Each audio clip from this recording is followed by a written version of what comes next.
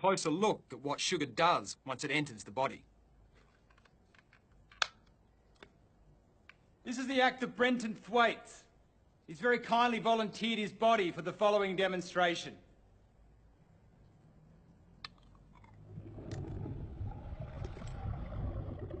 After sugar enters the body, it splits into two parts, fructose and glucose, both of which make their way to the liver.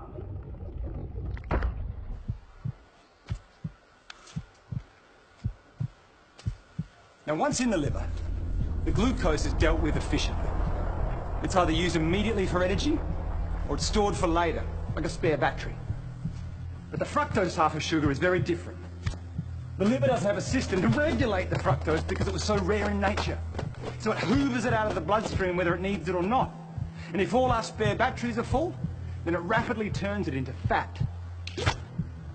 Some of that fat is going to stay in the liver, and you're going to have increased risk for insulin resistance and diabetes. What also happens is that this fat in the liver is then sent out into the bloodstream as triglycerides, which can lead to excess weight, plus blocked arteries and heart disease.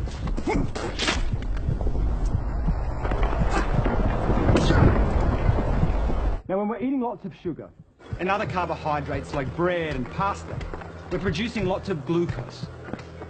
A hormone called insulin is released, which is like a key that helps to open our cells' doors so they can absorb all the glucose, remove it from the bloodstream, and burn it for energy. The more glucose in the blood, the more insulin is released.